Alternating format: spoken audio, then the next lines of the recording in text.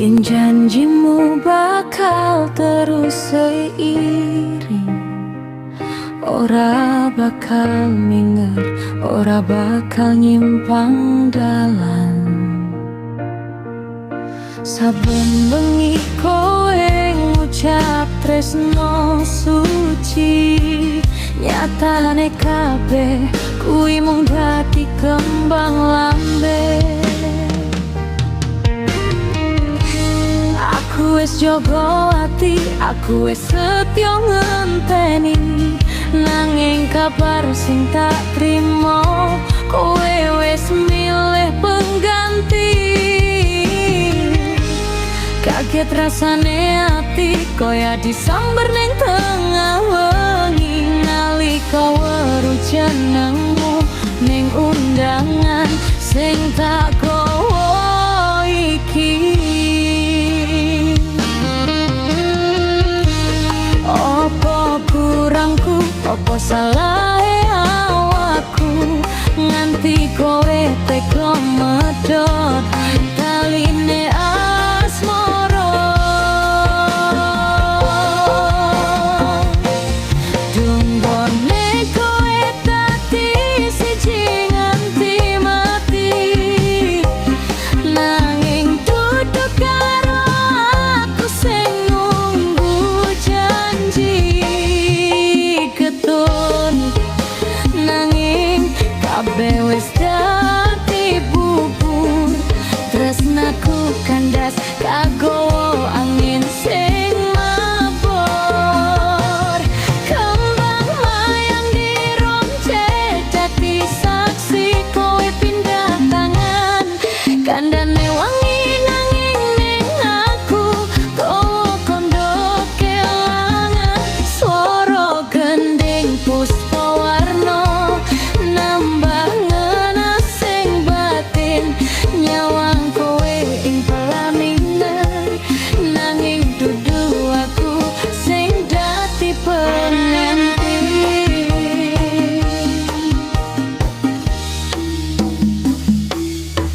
Tak sawang saka kadoan mripatku krasa perih, ndeleng janur kuning sing wis sinisi rapi, kantunging cagak gerbang nampa tamu sing teko, tenda biru dadi payung kebahagiaanmu karo wong liya. Ditinggal rapi rasane dodo koyo disunduki, tatu sing mbok paringke ora bakal bisa mari. Ronces melati sing bonggo dadi saksi ajure atiku. Selamat tinggal, muga bahagia karo pilihanmu. Apa kurangku, apa salahe awakku, nganti kowe tegakyor taline asmara.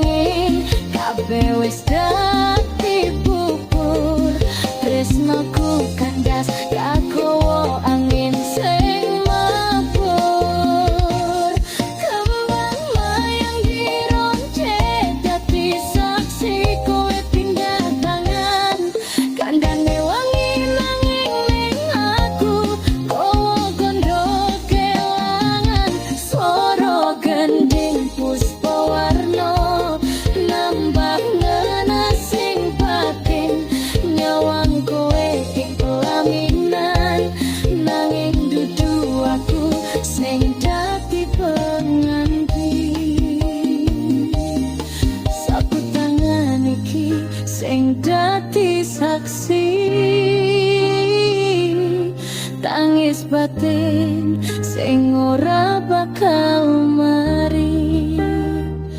Pungkasane cerita rasane ditinggal rapi.